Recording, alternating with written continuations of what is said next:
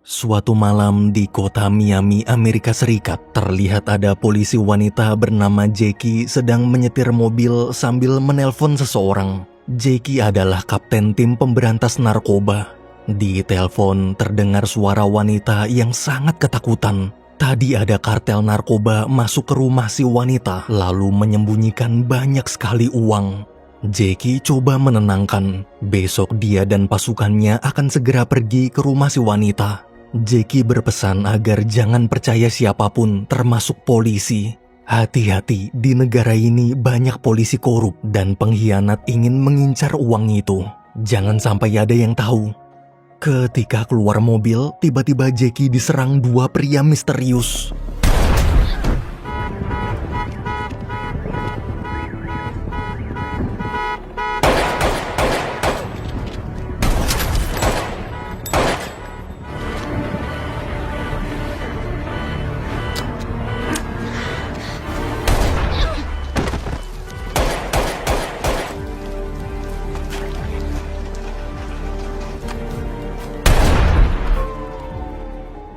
Jackie tewas.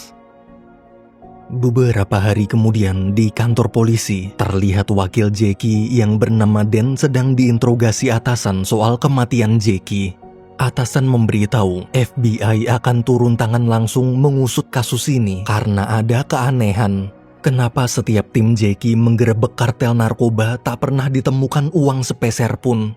Kartel pasti telah menyembunyikan uangnya di suatu tempat. Cuma Jackie yang tahu, tujuan pelaku menghabisinya pasti untuk mencari lokasi uang itu. Namun setelah menghabisi, mereka tak menemukan HP Jackie. Hingga kini HP-nya hilang. FBI curiga pelakunya adalah anggota tim Jackie sendiri. Mendengar cerita atasan, Dan shock. Timnya tak mungkin berkhianat. Demi memulihkan nama baik tim, Dan bersumpah akan segera menangkap pelaku di balik semua ini. Tapi atasan melarang, jangan ikut-ikutan dulu, nanti malah semakin dicurigai. Pokoknya mulai sekarang bertindak lebih hati-hati. Apalagi posisi Dan sudah naik jadi pimpinan tim menggantikan Jackie. Di ruangan lain terlihat FBI sedang menginterogasi satu persatu anggota tim Jackie. Menit demi menit berlalu saat menginterogasi anggota terakhir bernama JD. Salah satu petugas FBI terus memojokkan. Nggak mungkin JD nggak punya informasi apapun tentang kematian kapten sendiri. Apalagi kalian berdua kan pacaran. JD kesal. Fuck you.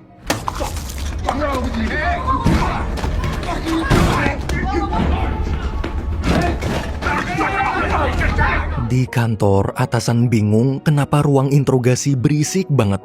Dengan santai, Dan bilang nggak usah dipikirin, pasti JD lagi berantem sama adeknya. FBI yang interogasi dia itu adeknya sendiri. Atasan pun istighfar. Selesai interogasi, Dan menemui JD di toilet. Di sana mereka ngobrol soal interogasi barusan. Dan benar-benar kecewa. Selama ini tim mereka selalu bekerja jujur, tapi masih aja dicurigain. Bagaimanapun caranya, dia bersumpah akan mengungkap kasus ini.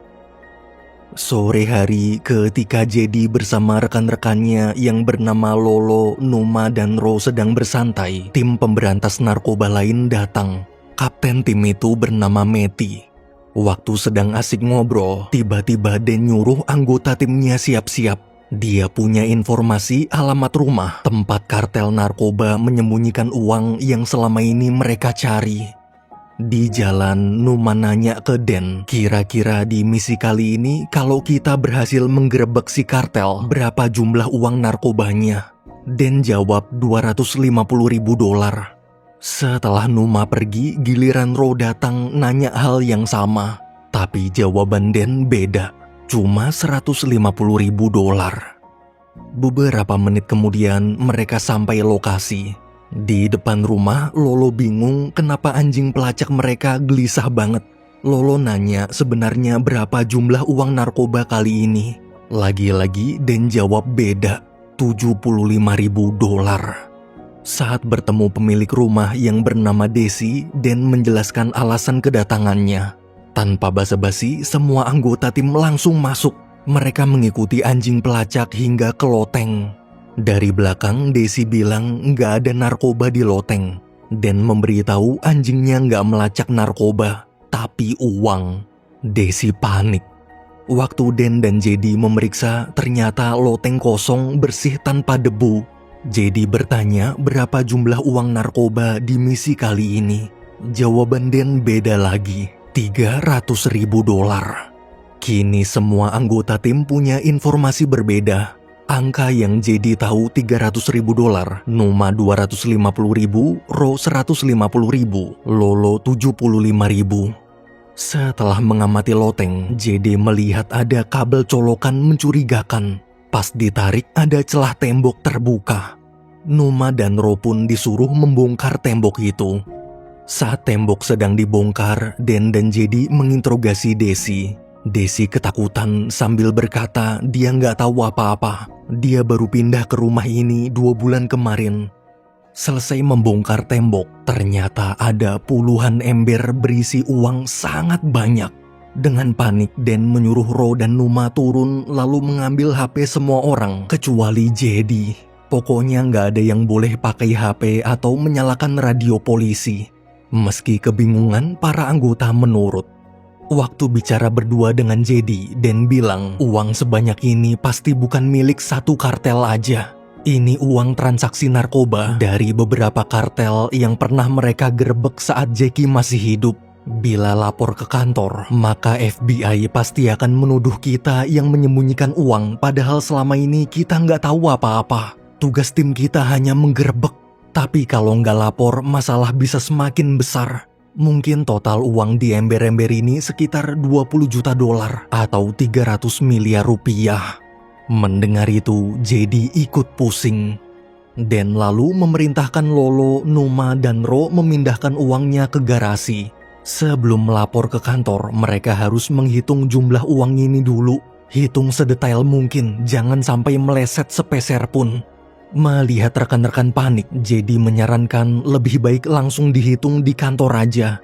Den kesal, jangan protes, kerjain aja. Di sini dia yang memimpin, jangan ikut campur. Selesai memindahkan uang, Den dan Jedi memakai atribut lengkap polisi, lalu menyuruh Ro pakai atribut juga, jaga di luar. Dalam garasi, Lolo Numa mulai menghitung uang, sementara Den Jedi menginterogasi Desi lagi. Awalnya Desi nggak mau bicara, tapi setelah terus-menerus didesak, akhirnya Desi jujur. Uang-uang itu memang milik kartel. Beberapa hari kemarin ada anggota kartel menerobos masuk rumah, menyandranya lalu membongkar loteng. Sebenarnya Desi juga nggak tahu apa-apa tentang uang. Dia hanya tahu mereka menyembunyikan sesuatu di loteng. Dia juga dilarang naik. Di tengah interogasi, telepon rumah bunyi. Waktu Jedi angkat, ada suara pria misterius mengancam agar semua polisi segera tinggalkan rumah itu. Jangan sentuh uangnya atau nyawa kalian dalam bahaya. Setelah telepon ditutup, karena merasa ada keanehan, Jedi mengajak Den ngobrol di ruangan lain. Ia marah, minta Den jawab jujur. Di telepon barusan ada suara pria misterius yang seakan sudah tahu perbuatan kita sekarang. Kenapa bisa tahu? Apa ada pengkhianat di antara kita? Apa Den menyembunyikan sesuatu? Cuma kita berdua yang pegang HP dan bisa menghubungi orang luar. Den menjawab, dia juga nggak tahu siapa pria itu. Dia balik marah lalu menyuruh Jedi temani Ro jaga di luar aja. Atau dia akan lapor atasan kalau Jedi tak mau mematuhi perintah. Meski kesal, Jedi terpaksa menurut. Ketika Jedi keluar, Den menemui Lolo dan Numa. Sambil bisik-bisik, Den berkata, gimana kalau kita ambil uang $20 juta ini, bagi rata. Nanti dia akan melapor ke kantor kalau jumlah uangnya sesuai dengan informasi di awal misi. Lolo dan Numa pun setuju. Tanpa mereka bertiga sadari, Desi yang diborgol di ruangan lain mendengar obrolan barusan. Di luar, Ro bingung melihat rumah tetangga paling ujung lampunya berkedip terus-menerus. Ketika Jedi datang, Ro memberitahunya. Setelah dia mati, Jedi sadar kedipan lampu itu adalah kode Morse. Artinya kita ketahuan. Jadi minta Ro lapor ke Den, biar dia aja yang memeriksa rumah itu sendirian. Saat Ro masuk, Desi menceritakan rencana korupsi yang dia dengar tadi. Waktu bertemu Den, Ro memberitahu tentang lampu berkedip di rumah ujung. Setelah melihat posisi rumahnya, Den dan Ro ke garasi. Den menyuruh anggotanya menghitung lebih cepat, lalu masukkan uang-uangnya ke tas. Di tengah kesibukan, tiba-tiba mereka diserang.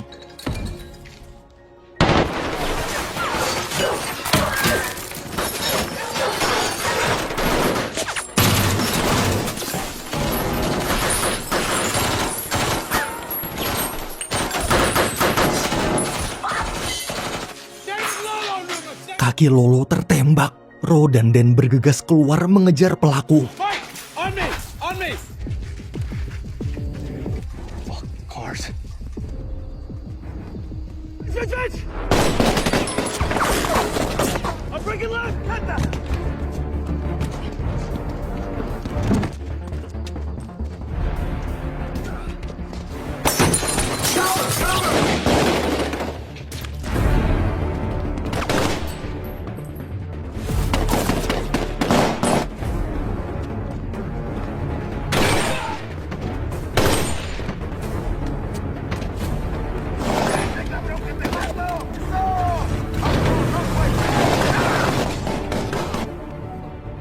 Para penyerang misterius itu berhasil kabur.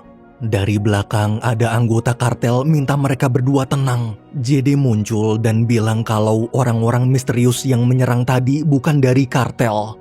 Si anggota kartel lalu menelpon bosnya. Di telepon, bos menjelaskan perumahan di sana memang wilayahnya. Uang di rumah Desi juga memang uang dari berbagai transaksi narkoba yang dia sembunyikan. Tapi dia nggak ada hubungannya sama kematian Jackie. Justru gara-gara kasus Jackie, bisnisnya malah rugi banyak. Sekarang dia udah nggak peduli lagi soal uang di sana. Silahkan ambil aja. Sebelum telepon ditutup, bos kartel berpesan agar mereka hati-hati. Mungkin aja pelaku penyerangan tadi atau pembunuh Jackie adalah rekan mereka sendiri. Setelah telepon ditutup, Den mengajak JD bicara berdua. Ketika kembali ke rumah Desi, Den menceritakan ucapan bos kartel tadi. Lolo menyarankan lebih baik kita tetap jalankan rencana Den tadi. Jumlah uang yang dilaporkan ke kantor sesuai dengan informasi di awal misi, sisanya bagi rata. Jadi yang baru tahu rencana itu kaget. Dia kecewa kenapa Den mau korupsi. JD dan Den pun berdebat sampai ribut.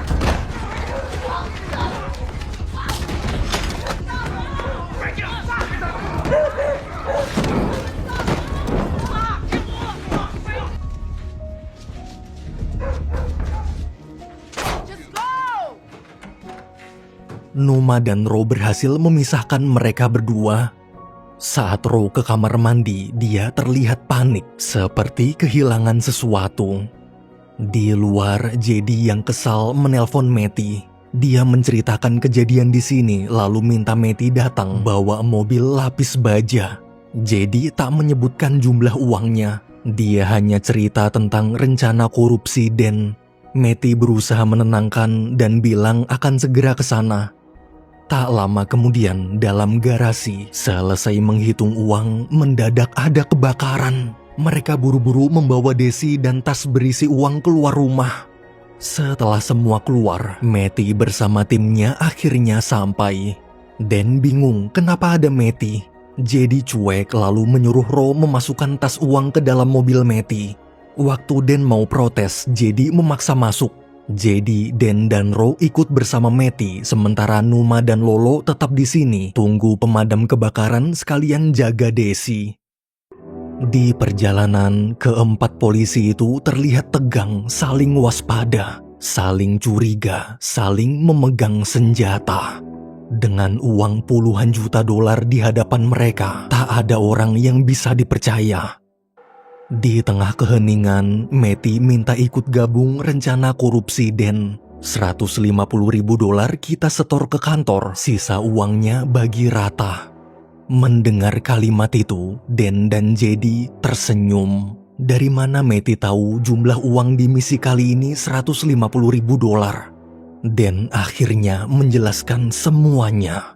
Sebenarnya di awal, Desi lah informan yang menelpon Jackie dan cerita tentang lokasi uang di rumahnya.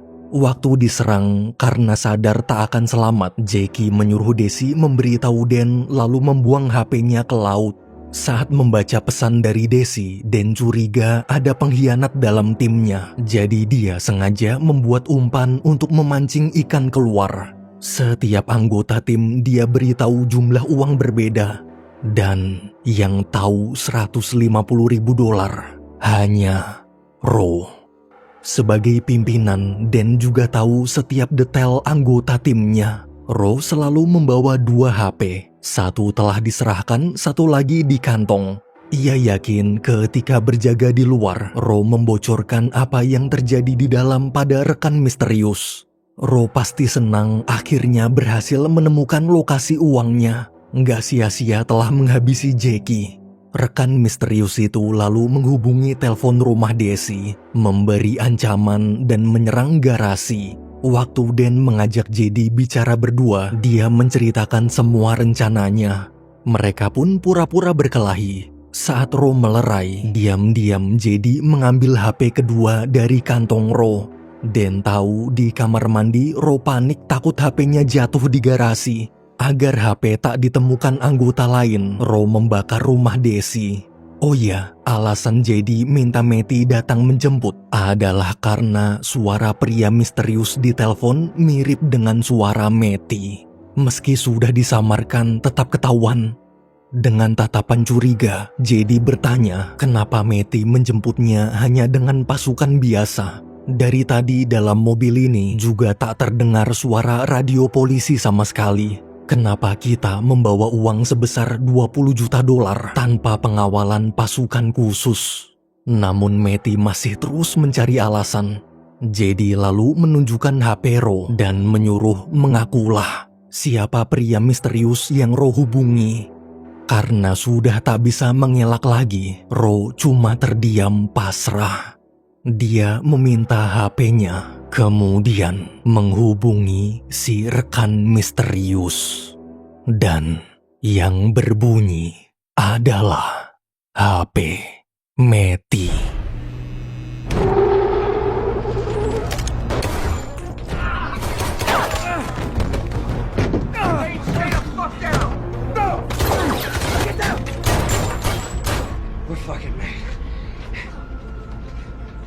Matty menodong mereka semua sambil cerita. Memang dialah yang menghabisi Jackie. Dia juga yang tadi memerintahkan timnya menyerang garasi. Agar tak ada nyawa polisi yang jadi korban lagi selain Jackie. Daripada kita ribut, lebih baik korupsi bareng. Gaji polisi terlalu kecil. Bayangkan jika uang 300 miliar ini dibagi rata. Kita bisa keluar negeri, tak perlu bekerja lagi seumur hidup. Tiba-tiba HP Jedi bunyi. Ternyata dari tadi dia telah menelpon adiknya dari FBI. Jadi seluruh ucapan Matty terdengar di telepon. Mendadak mobil berhenti. Anak buah Matty yang menyetir bilang FBI telah mengepung. Dari luar adik Jedi menyuruh menyerahlah. Karena panik, Ro dan Matty kabur berpencar membawa tas uang. Dan mengejar Ro yang lari sementara Jedi mengejar Matty naik mobil. Hey!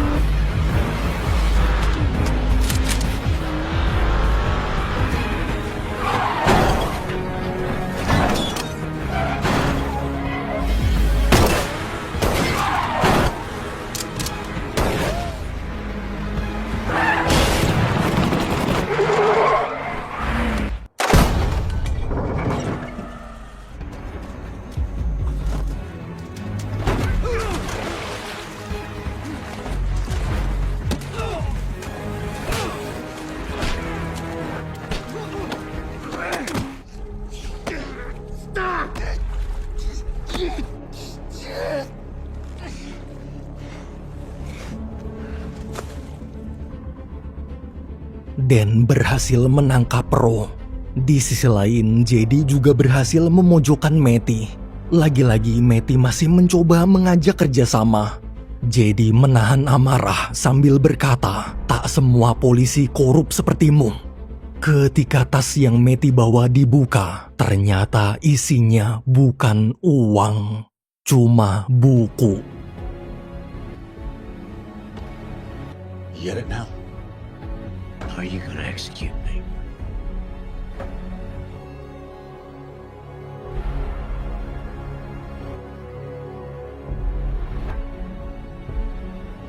It's moving fast, man.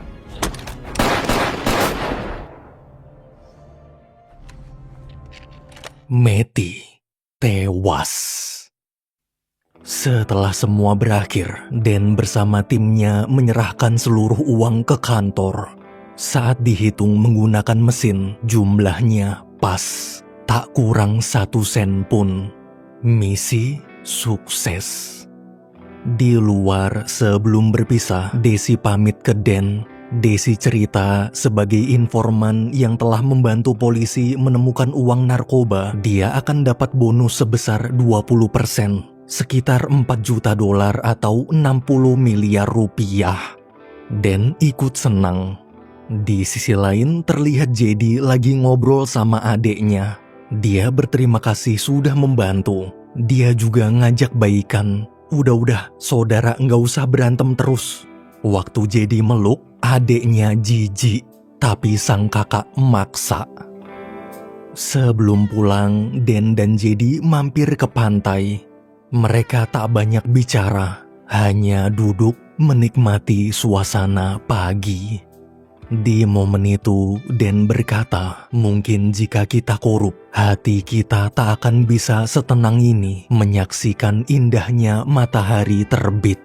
Kedepannya akan ada banyak sekali ujian. Namun, dua sahabat itu bertekad akan tetap selalu menjadi polisi jujur. Film berakhir.